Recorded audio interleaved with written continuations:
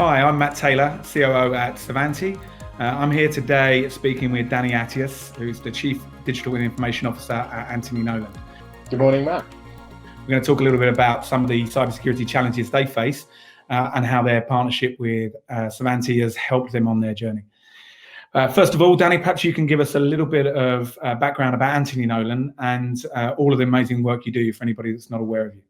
So Anthony Nolan, for those who don't know us, are the National UK Stem Cell Register. We were the world's first stem cell register well over 40 years ago. Now there are 100 of us all over the world, which is fantastic news. What we do is we are there to help save the lives of people with blood cancer, put simply. So, I mean, as a charity, are there some unique challenges that you guys feel you face or need to deal with on a regular basis? I think relating to the fact that we're a charity is probably budget more than anything else. We have a limited budget.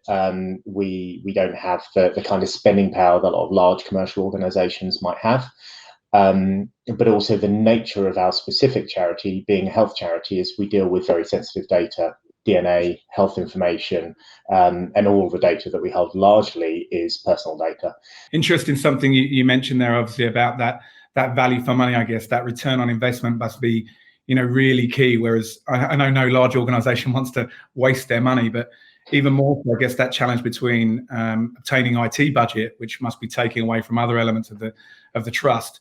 It's really key that you spend that wisely. Yeah, I mean, to be honest, for a number of years as an organization, we had never prioritized spend on technology, digital. It was only about 5 years ago that we've really started to invest quite heavily on the tech side of thing, realizing that the digital divide is something that we needed to address. What were the key factors that you took into account when you started to look at engaging with a partner? We needed external support to help assess the maturity of our technology.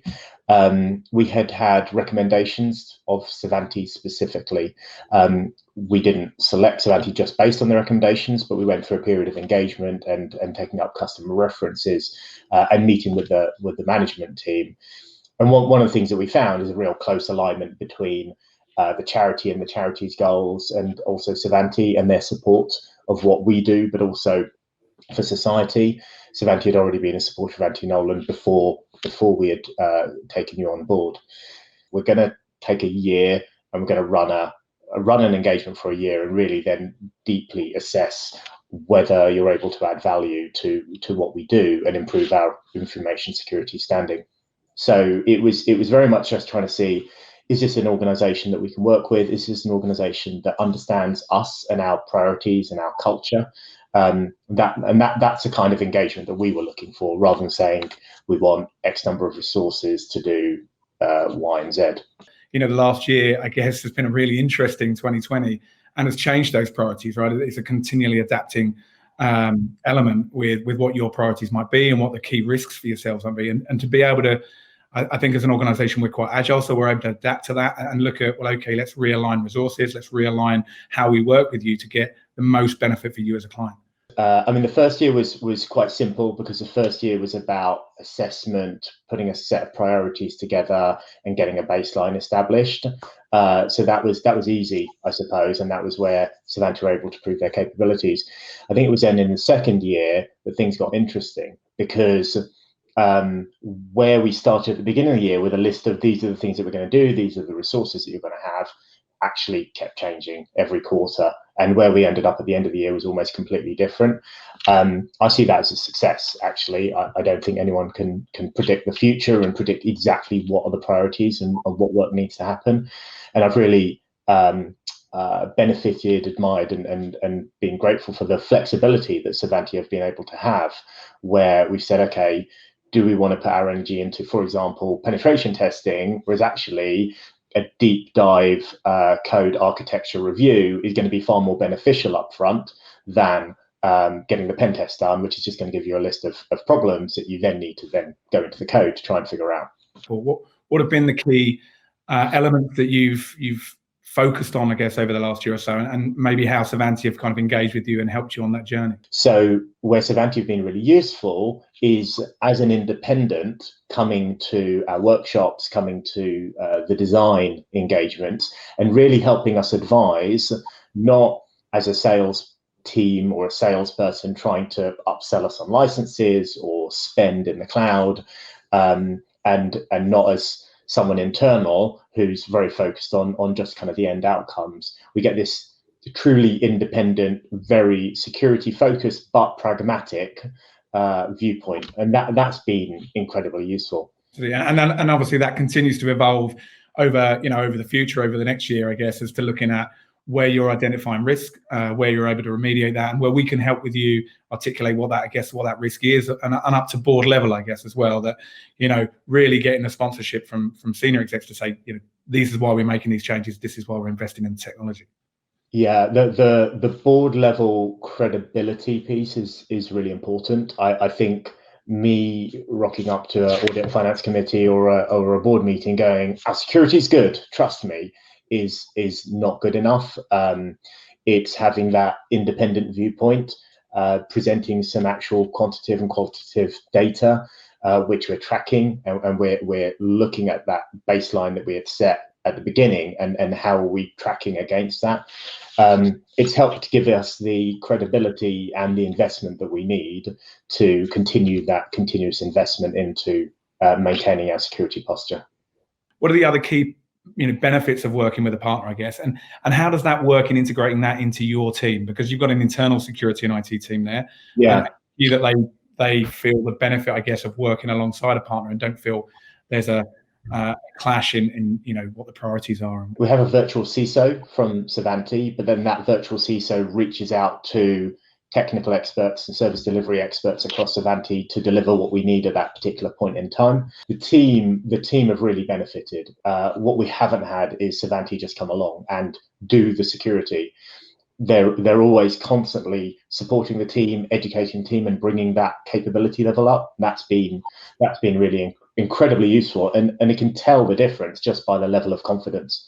It's about that partnership together to deliver an end journey that you internally hopefully can support, and then either reduce the services you take from us, but quite often then look at another focus area that we can help you develop. I think that you described it perfectly. So the way you've engaged, and I kind of referenced this earlier about that independence, but even from your own commercial perspective, you've not engaged in a way that tries to tie us in to continuous spend. You've tried to kind of keep us on board through constantly demonstrating the value and the capabilities that you deliver. So what I mean by that is, at any point, we could sever ties with Savante and be left in a much better state than we were previously. But we stay with Savante because you're able to continuously enhance that. So you're continuously giving us knowledge and giving us independence, so that we're able to run our own ship, which is really important to us. We don't want to be constantly tied or dependent upon third parties. But by continuously adding value, we continue that engagement. What's probably been the biggest evolution in your security posture and what you've done there, and what's your thoughts on the biggest challenges for 2021 as we hopefully move out of this pandemic as the vaccine starts to get deployed? We've had these tools at our fingertips across the Microsoft suite specifically, but we've not made value of them. We've not fully integrated them. We've not been able to kind of sweat them, even though we were largely paying for most of them. So I think that's been the biggest shift.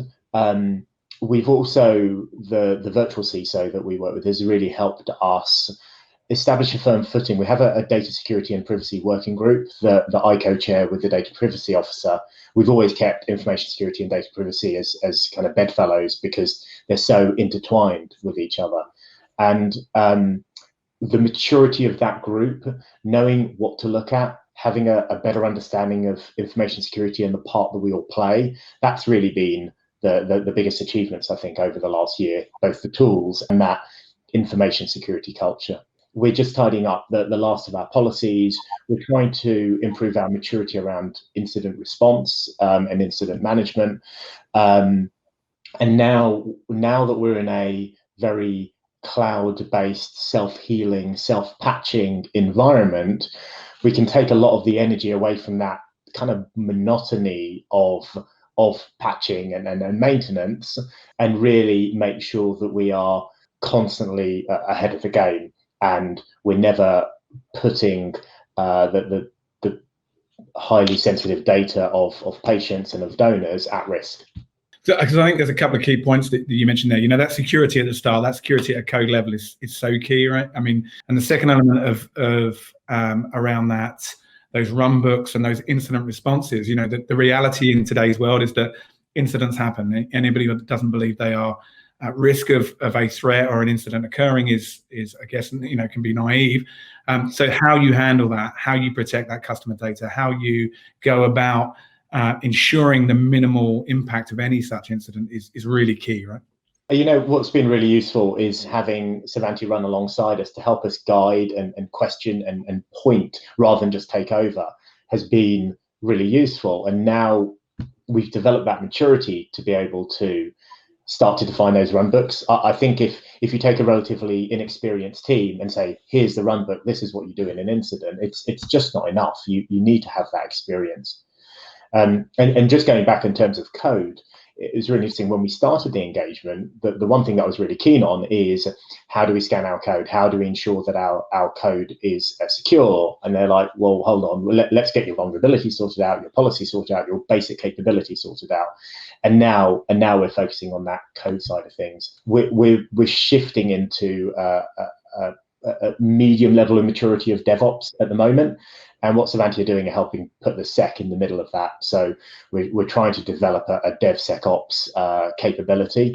And that is getting better. Even in the last 12 months, the leaps and bounds that we've made in terms of the speed of deployments, the ability to roll deployments back, zero downtime, and having a huge amount of automated testing alongside that. So we're now ready to start to plug in that security capability into our now mid-level DevOps capability. Onto the world of continual compliance, I guess, and trying to remove as much of the manual intervention into that security as possible, you know, to continue to develop that manually. Yeah, I think the fact that you can see the progress really helps. There's certain things that you do the work, but you can't see or track the progress, and that's quite demoralizing in a way. With this journey over now, coming into the third year, we can point to progress every quarter and know that things are improving. Ironically, whenever we speak to the trustees, they're going, "Can you go faster? Can you do more?"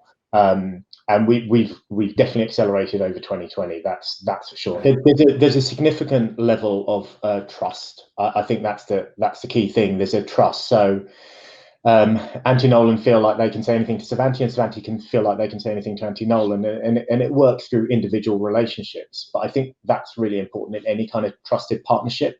Savanti are not a supplier in the traditional sense. They're a trusted partner. They're part of the team. They're on my org chart literally as part of the team.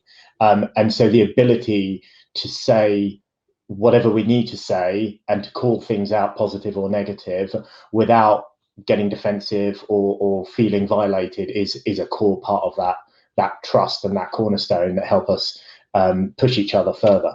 So glad that you feel that way. So I think that's a great place to leave it, Danny. I'm so pleased that we're working with you, or have been for the last 2 years, and that we'll continue to work with you in the future. My only negative is the fact that you dragged me onto a 100-mile bike ride for Anthony Nolan a year or so ago when I didn't even own a bike. But other than that, fantastic charity, fantastic partnership. So just thank you so much for your time. Thank you, Matt. For talking to us today. And for anybody who's interested in talking to Savanti and trying to get the same kind of partnerships in place, come and visit us at savanti.co.uk, and I hope we can help you. Thank you.